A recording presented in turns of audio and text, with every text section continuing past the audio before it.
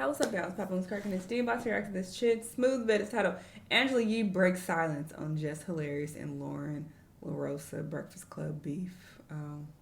Okay, we'll see what she has to say because it appears that, she put up that skit to be shady, but then it came out that, that skit was old.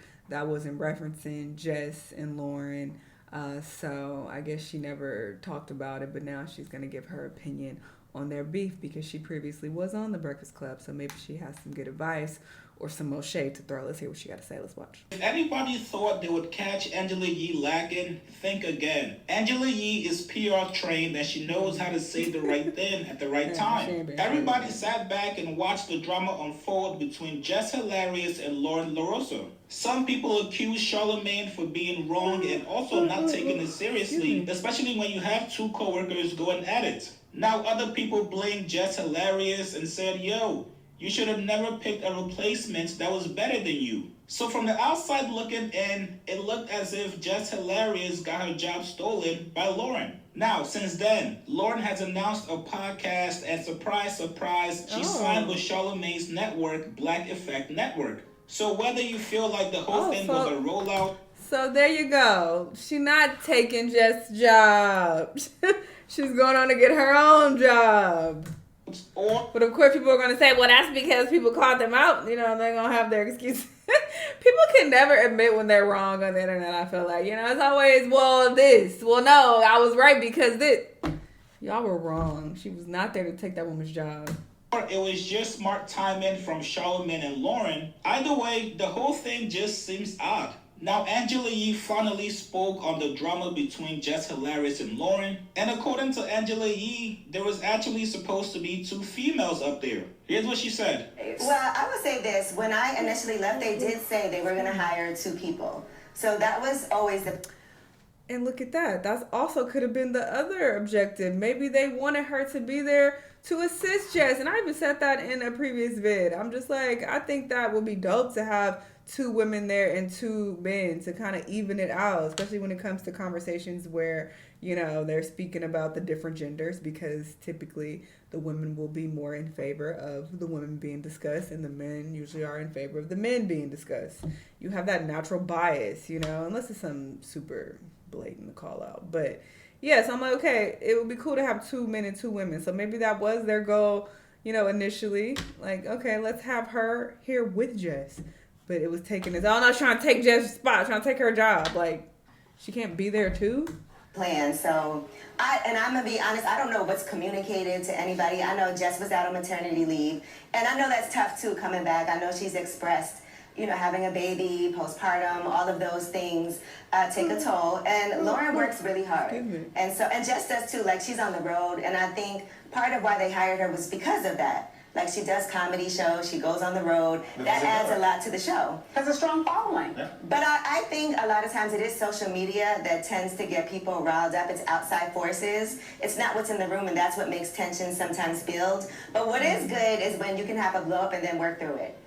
And so we just have to see it publicly play out. But I think it looks like they're really working through it. And I feel like this can be an advantage because a lot of people can relate to blow-ups in the workplace, and then how do you move forward from that? Because sometimes the resentment can just build and build and build, and then everything falls apart. But if you can catch it early on, that's a good way to make sure, let's squash this. So if you knew that they were going to the two people or two women model, I don't know if it was two women, but two additional people, how is it that didn't get communicated to Jess Hilarious, or at least it appears that way? Well, I'm not sure what they communicated, but I know the plan always was, even when I was there, they were like, we should add another person. Okay. And so it was always like, okay, we're going to hire two people. And I feel like they've said that. So I'm not sure what was said. They both did. They did both kind of mention that this was always a part of the original plan. Somehow it was a shock factor. Something got lost in the sauce. There was a breaking down of communication, and then she ended up blaming Charlamagne and of course DJ Envy for not protecting her in that moment. But then she pointed back to you. Yeah. Why did she do that? She just said I'm not crazy, and I knew that. But what was she alluding to? You know what? I saw her one time. We had like a women's event, and we didn't even have a chance. It was all the women at iHeart, so we haven't really had a chance to even break it down. I think she meant it more as a compliment, like, Angela is not crazy. Because people thought I was crazy for leaving the show. Sometimes people think as the woman, you're the problem. And so when something like this happens, it's like, you know, she's not crazy. Like, people, who knows who said that, but... Yeah, I thought she was alluding to the fact that maybe you went through something similar behind the scenes and you could relate and hey, she's not crazy and I'm not either. That's how I took it. All of us took it that way. We're just like, how did Angela get involved in this? Right. We I don't know. I haven't even had a chance. We saw each other. We were doing like these little group sessions and we were like, we'll talk later. And I'm sure you guys are then I left to go to Memphis. Yeah, I hope that conversation happens. She's I very think both media women trained. are equally talented in their own, you know, They bring arena. something different to the table. I think Girl, you know what Jess she's is talking about. hilarious. And then Loren is a journalist. So I think if they can figure out how to balance those things, and sometimes it's also the conversation of, okay, when do I jump in? Because I also think it's important before a break to sit down and be like, okay, this is what we're about to talk about. What's your point of view? What's your point of view? We do that every day. I don't know that they aren't doing that, but I think maybe that has to be something that's even more ingrained. But then we're collaborating and not competing. That's the difference. And you know, one of the things that came out of this is just the conversation around should people in workspaces, particularly two black women coming together, should this have been done on air? Should this have been or on social media? Should this have been a private conversation? You know, I feel like on the Breakfast Club, they do like things to play out on air. And so that's an argument that can be had, but it's also part of, I think, the allure of the show has always been people feeling like part of it. And so that show's been around for, 14 years now, 15 years.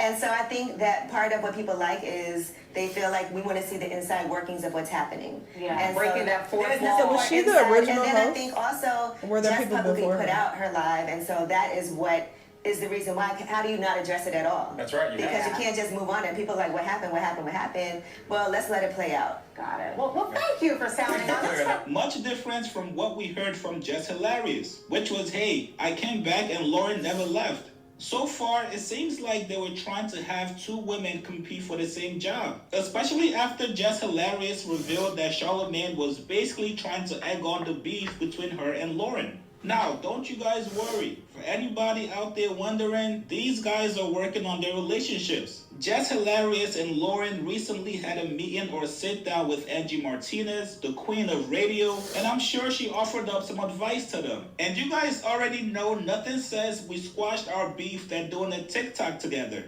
Listen, man, you guys get in the comments below. Okay, they dancing around and doing TikToks together, so it seems like it's cool over there. So, you know, maybe Jess discovered that, oh, she's not here to take my job. All right, I could chill out now. Or maybe they had conversations about, you know, what's going on and how Jess is safe. I don't know. But who knows? Glad they worked it out, though. I was hoping Angela would throw a little bit of shade or give us something, but she gave us a whole lot of nothing. Very professional and very media trained, so whatever. Anyway, y'all let me know what y'all think. Let me know what other videos you want to watch, and I'll see you on the next one. Bye.